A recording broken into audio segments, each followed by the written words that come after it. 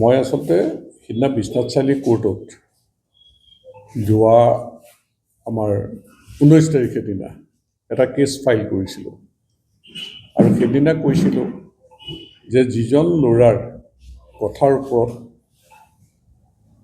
এটি ফেচবুক পোষ্টৰ ওপৰত মোক পৰিকল্পিত ষড়যন্ত্ৰৰে মোৰ ভাৱমূৰ্তি ম্লান কৰিবৰ কাৰণে নিৰ্বাচন কেন্দ্ৰিক এটা পোষ্ট দি মানুহৰ মনত বিভ্ৰান্তিৰ সৃষ্টি কৰিছিল।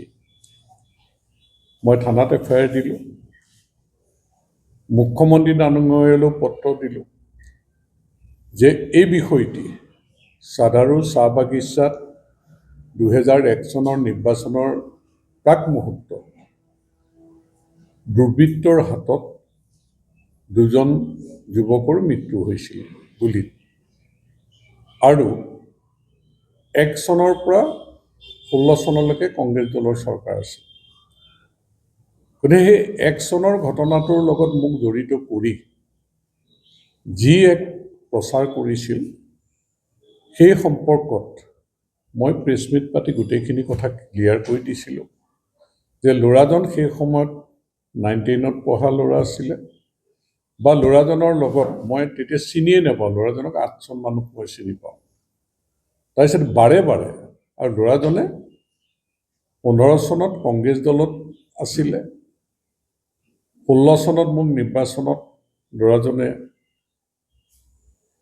প্ৰত্যাহ্বান হিচাপে থিয় হ'বলৈ সেই সময়ৰ কংগ্ৰেছ প্ৰাৰ্থীৰ লগত একেলগে কাম কৰিছিল থিয়। 21 চনত মোক হৰুৱাবলৈ লাগিছিল, আৰু তাৰপিছত 26 চনত এইবাৰ নিৰ্বাচনৰ আগমুহূৰ্তত হৈয়ে গ'ল, যোৱা 10 তাৰিখে এই পোষ্টটো দি দিলে। সাধাৰণতে ময়ো চক হৈছোঁ যে এইটো কি ঘটনা হ'ল। তাৰপিছত গোটেইখিনি চাই চিতি তেওঁ যিখিনি ব্যক্তিগতভাৱে আক্ৰমণ মোৰ দেউতা, মোৰ ল'ৰা বা যিখিনি কৰিছে, বা কোনে টিকেট পাব লাগে কোনে নালাগে, যিবিলাক কথা বতৰা, এই কথা বতৰাবিলাকে লৈ যেতিয়া CBI তদন্তও দাবী কৰিছে, আৰু মই বিশেষকৈ তেওঁলোকে এই ষড়যন্ত্ৰটোত যে আদিবাসী চাহ জনগোষ্ঠীৰ মানুহক উচতোৱা এটা পৰিকল্পিত ষড়যন্ত্ৰ আছিল।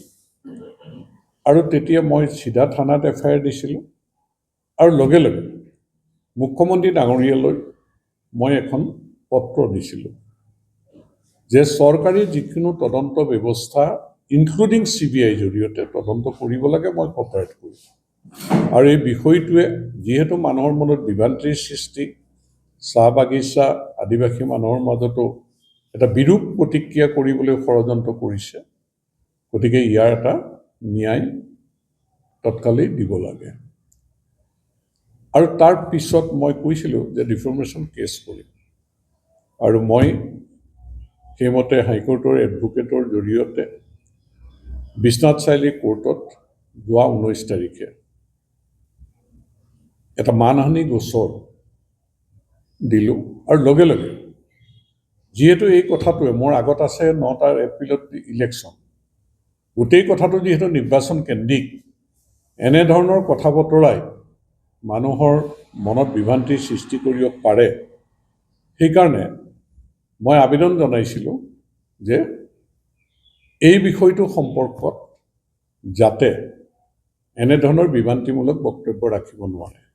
আৰু কোৰ্টে এটি অৰ্ডাৰ যোৱাকালি পাছ কৰিছে, আৰু মই আপোনালোকলৈ আগবঢ়াই দিছোঁ যে ইয়াত শেষৰ কথাটো মই কৈছোঁ যে এই বিষয়টোৰ ওপৰত any statement, remark, publication, news article against the petitioner, মানে মই, যে এইটো আনটিল ফাৰ্ডাৰ অৰ্ডাৰ, এই বিষয়টোত কোনো ধৰণে তেওঁলোকে সামাজিক মাধ্যম, যিকোনো সংবাদ মাধ্যম, সি প্ৰিণ্ট মিডিয়াই হওক ইলেক্ট্ৰনিক মিডিয়াই হওক, বা যিকোনো মানে পৰ্টেলেই হওক বা যিকোনো প্ৰচাৰ মাধ্যমৰ জৰিয়তে তেওঁলোকে এই বিষয়টোত কোনো ধৰণে বক্তব্য ৰাখিব নোৱাৰিব। আনটিল ফাৰ্ডাৰ অৰ্ডাৰ, যেতিয়ালৈকে কোৰ্টে জাননী নিদিয়ে। গতিকে এই অৰ্ডাৰটো আজি আপোনালোকৰ ওচৰত মই দিছোঁ। মই কিন্তু কৈছিলোঁ যে এই বিষয়টোৰ ওপৰত আৰু মই বক্তব্য নাৰাখোঁ, কিন্তু যোৱাকালি যিহেতু কোৰ্টে এই অৰ্ডাৰটো দিলে, গতিকে মই আপোনালোকক আজি এই অৰ্ডাৰটো দিলোঁ। আৰু মইতো কৈছোঁৱেই যে এই হত্যাকাণ্ডটোৰ তদন্ত মই বিচাৰিছোঁ, তদন্ত হ'ব লাগে, নহ'লে পৰিকল্পিত ষড়যন্ত্ৰৰে কৰা এই অপপ্ৰচাৰে মোৰ হয়তো চেকা এটা লাগি থাকিব পাৰে। গতিকে প্ৰকৃত ঘটনা পোহৰলৈ আহিব লাগে আৰু মোৰ বিপক্ষে নিৰ্বাচনৰ আগমুহূৰ্তত কৰা ষড়যন্ত্ৰটো কোননো জড়িত। মই কৈছোঁ যে কংগ্ৰেছ দল জড়িত বুলি মই নিশ্চিতভাৱে কৈছোঁ, কাৰণ কংগ্ৰেছ দলৰ মানুহ কোনে কোনে লাইক কৰিছে, শ্বেয়াৰ কৰিছে। কংগ্ৰেছ দলৰ স্প'ক্স পাৰ্চন, কংগ্ৰেছ দলৰ মিডিয়া চেলৰ অধ্যক্ষই লাইক কৰিছে।